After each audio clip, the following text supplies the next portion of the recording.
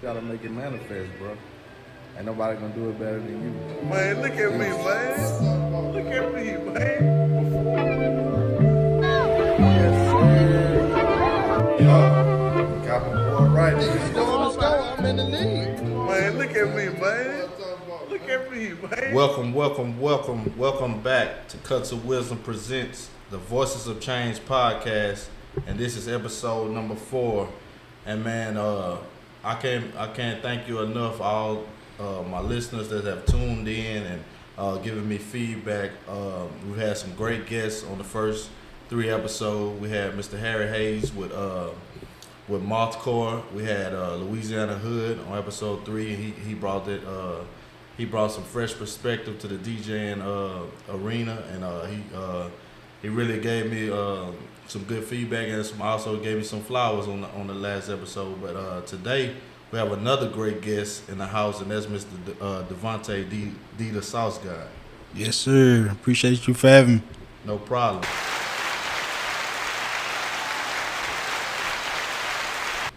For those of y'all don't know, man, D is one of the superstar barbers in this industry, and we would like to thankful to have him to come on and tell his story and just bring some perspective as another barber on the show. For sure. Thank So- you. Nah, you good, man. Thank you. No problem. We both a little nervous, but it's all good. How long have you been a barber? I've been a barber for since I was 17. I'm 29, so 12 years. Yeah, I've been doing it for a minute now. So, yeah, just been grinding. Going hard as I can. Trying to show people what I can do and what I'm capable of doing. So that's been my goal. What made you choose barbering? Like, do you have barbers in your family, or is it something that you just picked up and you found out like, man, I'm really good. I'm passionate about this. Yeah.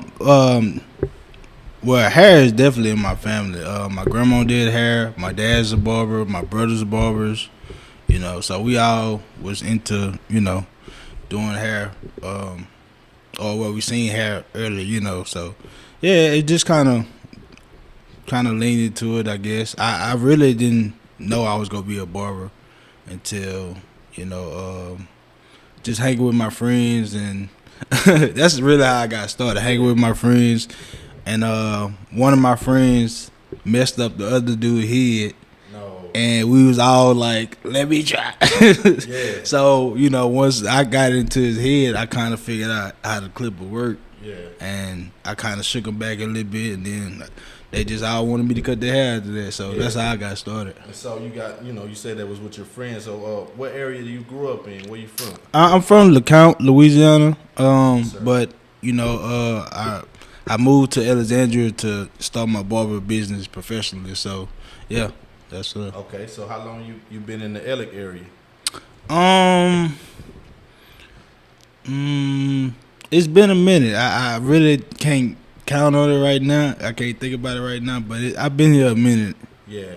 I can remember I was at a bait shop, and you came through one day, and you came and hollered at us. I think, and that was about 5 years ago. Yeah, it's been a minute. It's been a minute, man. But just to see, like man, be seeing your work, see your posts, and like, I see people all the time, like, man, I go to Devontae, like, I think me and you the only two that's actually on Style Seat around here in this area. Yeah, you stay booked. Yeah, I stay booked. It's a blessing. A blessing and a curse, really. Yeah, expound on that a little bit. Well, okay, put it like this. Coming up as a barber, you gotta basically prove yourself to everybody. Yeah. You know what I'm saying? Whether it's your haters, people that think you can't cut or you can't cut like another barber, just proving yourself, what you can do, what you can't do. My thing was to be one of the best. Not the best, one of the best. You know what I'm saying? And I give everybody their flowers because it's a process to become this master barber. You know what I'm saying? It's the whole process. It's not easy. It's not simple. People when people say they want a haircut, they think it's that simple. Yeah. Just saying it's a haircut. It's not that simple. We pay attention to detail and the way your hair is. You know, you might come with a picture. Yeah, you come with a picture. Your head not like that. Your hair not like that. You don't look like him. You know what I'm saying? But we gonna do what we can to make you look presentable. You know what I'm saying? But you also gotta be realistic. If you bald headed and you coming with a fade, you know what I'm saying? Which it is possible. We can get into that too. I can do that too. You know what I'm saying? But you know, it just trying to make stuff work. I talked about that on the first episode. It's like, you know, like as a barber, y'all expect a lot out of us because for one, the image that you have is in your head. Mm-hmm. And then you telling us this what I want, and then it's our job to try to get as closest to that as possible. You know, and it's a challenge, but we take that challenge, and you know what I'm saying? It a lot of time it do work out, you know what I'm saying? And then like I was talking to a guy the other day, and basically it was Talton. He a barber too. Shout out to Chris Brown, call him CB. Right. But consistency, you know what I'm saying? The more you do something, I was telling the guy, I was like, man, if I'm cutting every day, every week, and I'm not getting better, I need to reevaluate what I'm doing, because the more you put time into something, you should see results. Progress. Yeah, that's right. But at the same time, it all depends on the person. You know what I'm saying? True. Like it's people, and see, that's where people get it twisted too. It's people that do this, and it's people that just do this for whatever reason. True. You feel me? True. Like, if this your livelihood, this is how you make your money, this how you pay your bills, this how you get up here to cut people hair, that is what you do. Yeah. You know, they got people that just cut hair just to make a few dollars, and that's their side hustle, and then they got a regular job. Yeah. You know what I'm saying? So that's where they get it twisted. Like, I feel like the barber decides how much a haircut should be, not the people. You feel me? Because okay, the reason I say that, because you don't know what the barber is going through just to even cut your hair. Yeah. I tell people all the time, if I'm not making enough money to cut hair, I'm finna go find me a job that's go, support what I got going on. You know, I got a family, I got a house, I got cars, dogs, all type of stuff, So if you're not able to keep up with that, you struggling. You finna overwork yourself for a few dollars when you could have got a job and made it. You know what I'm saying? That's what I tell people as well. I get people come in, and I'm blessed to be a fireman, a full-time fireman. Right. So my price is my price, and I always say, hey man, you can't knock a person for their price, because that might be their only source of income, and they gotta get, like you said, you gotta get what you gotta get. But I don't have to, like, I charge 30, and then I probably got I know I got the cheapest price for kids around. If a kid is 10 and under, it's $10, and I might struggle with that cut,